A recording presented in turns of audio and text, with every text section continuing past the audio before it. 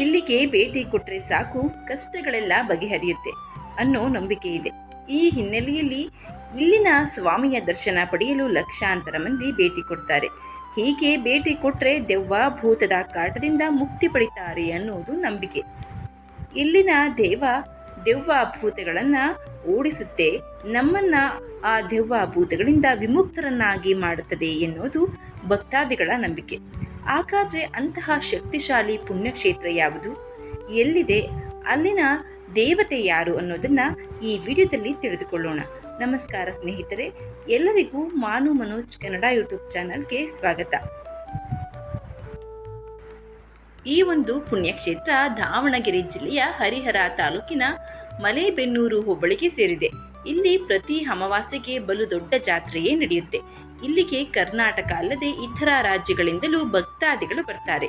ತುಂಗಭದ್ರಾ ನದಿಯ ದಡದಲ್ಲಿರುವ ಈ ಪುಣ್ಯಕ್ಷೇತ್ರದಲ್ಲಿ ಸ್ನಾನ ಮಾಡಿ ದೇವರ ದರ್ಶನ ಪಡೆದರೆ ಕಷ್ಟಗಳಿಂದ ಮುಕ್ತಿ ಹೊಂದಬಹುದೆಂಬ ನಂಬಿಕೆಯಿಂದ ಭಕ್ತಾದಿಗಳು ನದಿಯಲ್ಲಿ ಮಿಂದೇಳ್ತಾರೆ. ಉಕ್ಕಡಗಾತ್ರಿಯ ಕರಿಬಸವೇಶ್ವರ ಅಜ್ಜಯ್ಯನವರ ದೇವಸ್ಥಾನ. ಹೌದು ಸ್ನೇಹಿತರೆ, ಅಂತಹ ಪವಿತ್ರವಾದ ಪುಣ್ಯಕ್ಷೇತ್ರವೇ ಉಕ್ಕಡಗಾತ್ರಿಯ ಅಜ್ಜಯ್ಯನವರ ದೇವಸ್ಥಾನ. ಉಕ್ಕಡಗಾತ್ರಿ ಕ್ಷೇತ್ರ ರಾಜ್ಯ ಮಾತ್ರವಲ್ಲದೆ ಹೊರ ರಾಜ್ಯಗಳ ಭಕ್ತರನ್ನೂ ಸಹ ಹೊಂದಿದೆ. ಇಲ್ಲಿಗೆ ಪ್ರತಿ ವರ್ಷ ಸುಮಾರು 15 ಲಕ್ಷಕ್ಕೂ ಹೆಚ್ಚು ಮಂದಿ ಭೇಟಿ ಕೊಡ್ತಾರೆ. ಉಕ್ಕಡಗಾತ್ರಿಯ ಅಜ್ಜಯ್ಯ ಸ್ವಾಮಿಯ ದರ್ಶನ ಪಡೆದರೆ ತಮ್ಮ ಕಷ್ಟಗಳೆಲ್ಲ ಕಳೆದು ಹೋಗುತ್ತವೆ ಅನ್ನೋ ನಂಬಿಕೆ ಇಲ್ಲಿಗೆ ಬರುವ ಭಕ್ತರದ್ದು. ಹೀಗಾಗಿ ಸಾವಿರಾರು ಸಂಖ್ಯೆಯಲ್ಲಿ ಭಕ್ತರು ಇಲ್ಲಿಗೆ ಬರ್ತಾರೆ. ಭಕ್ತರಿಗಾಗಿ ಶ್ರೀ ಕ್ಷೇತ್ರದಲ್ಲಿ ಸಕಲವಾದ ವ್ಯವಸ್ಥೆಗಳನ್ನು ಕಲ್ಪಿಸಲಾಗಿದೆ. ಇನ್ನು ಅಮಾವಾಸ್ಯೆಯ ದಿನ ಭಕ್ತರು ಭಾರಿ ಸಂಖ್ಯೆಯಲ್ಲಿ ನೆರೆದಿರ್ತಾರೆ. ಮಾನಸಿಕ ಕಾಯಿಲೆಗಳಿಂದ ಬಳಲುವ ಹಾಗೂ ದೆವ್ವ ಭೂತ ಹಿಡಿದಿದೆ ಅನ್ನೋ ಮನಸ್ಥಿತಿಯ ಜನರಿಗೆ ಇಲ್ಲಿ ಚಿಕಿತ್ಸೆ ದೊರೆಯುತ್ತದೆ. ಜನ ಅಜ್ಜಯ್ಯ ಸ್ವಾಮಿ ದರ್ಶನ ಪಡೆದು ಕಷ್ಟಗಳಿಂದ ಮುಕ್ತರಾಗುತ್ತಾರೆ ಅನ್ನೋ ಪ್ರತೀತಿ ನೂರಾರು ವರ್ಷಗಳಿಂದ ನಡೆದುಕೊಂಡು ಬಂದಿದೆ. ಉಕ್ಕಡಗಾತ್ರಿಯ ಜಾತ್ರೆ ಸಾಕಷ್ಟು ವೈಶಿಷ್ಟ್ಯತೆಯನ್ನ ಹೊಂದಿದೆ. ಲಕ್ಷಾಂತರ ಜನರು ಈ ಆರಾಧ್ಯ ದೈವ ಅಜ್ಜಯ್ಯನವರ ಸ್ವಾಮಿಗೆ ಬಂದು ನಮಸ್ಕರಿಸುತ್ತಾರೆ, ಸಮಸ್ಯೆಗಳಿಂದ ಮುಕ್ತಿ ಹೊಂದುತ್ತಾರೆ. ಹೀಗಾಗಿ ಅಜ್ಜಯ್ಯ ಸ್ವಾಮಿಯ ದರ್ಶನ ಪಡೆಯಲು ಕರ್ನಾಟಕದ ರಾಜ್ಯಗಳಿಂದ ಲಕ್ಷಾಂತರ ಜನ ಆಗಮಿಸುತ್ತಾರೆ. ಪ್ರತಿ ವರ್ಷ ಮಾಘ ಬಹುಳ ಅಮಾವಾಸ್ಯೆಯಿಂದ ಪಾಲ್ಗುಣ ಶುದ್ಧ ಷಷ್ಠಿ ತನಕ 1 ವಾರ ಕಾಲ ಮಹಾಶಿವರಾತ್ರಿ ಜಾತ್ರಾ ಮಹೋತ್ಸವ ನಡೆಯುತ್ತೆ. ಮಹಾರಥೋತ್ಸವ, ಪಲ್ಲಕ್ಕಿ ಉತ್ಸವ, ಬೆಳ್ಳಿ ರಥೋತ್ಸವ ಪ್ರಸಿದ್ಧಿಯಾಗಿದ್ದು ರಾಜ್ಯದ ವಿವಿಧೆಡೆಯಿಂದ ಲಕ್ಷಾಂತರ ಭಕ್ತರು ಆಗಮಿಸುತ್ತಾರೆ. ಈ ವರ್ಷ ಫೆಬ್ರವರಿ 23ರಿಂದ ಮಾರ್ಚ್ 1 ತನಕ ಉತ್ಸವ ಆಯೋಜಿಸಲಾಗಿದ್ದು ಫೆಬ್ರವರಿ 24ಕ್ಕೆ ಮಹಾರಥೋತ್ಸವ ಜರುಗಿದೆ.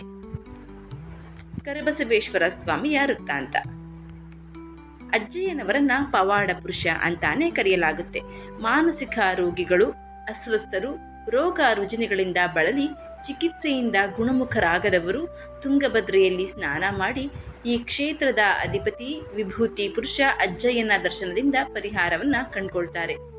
ಕೆಲವರು ಗದ್ದುಗೆಯಲ್ಲಿ ಸೇವೆ ಮಾಡಿ ರೋಗದಿಂದ ಮುಕ್ತಿ ಪಡೆದು ವೈದ್ಯಕೀಯ ಶಾಸ್ತ್ರಕ್ಕೆ ಸವಾಲಾಗಿರುವಂತಹ ಕಠಿಣವಾದ ಸವಾಲುಗಳನ್ನು ಸಹ ಎದುರಿಸಿ ಅದರಿಂದ ವಿಮುಕ್ತಿಯನ್ನು ಪಡೆದಿದ್ದಾರೆ. ಒಮ್ಮೆ ಅಜ್ಜಯ್ಯ ಶತಮಾನದ ಹಿಂದೆ ಇಲ್ಲೊಂದು ಪವಾಡ ಮಾಡಿದ್ರು. ಮಹಿಳೆಯೊಬ್ಬಳು ದೆವ್ವದ ಕಾಟದಿಂದ ಬಳಲ್ತಾ ಇದ್ರು. ಇಂತಹ ಮಹಿಳೆಗೆ ತಮ್ಮ ಶಕ್ತಿಯಿಂದ ಕಾಯಿಲೆಯನ್ನು ವಾಸ ಮಾಡಿದ್ದರಂತೆ.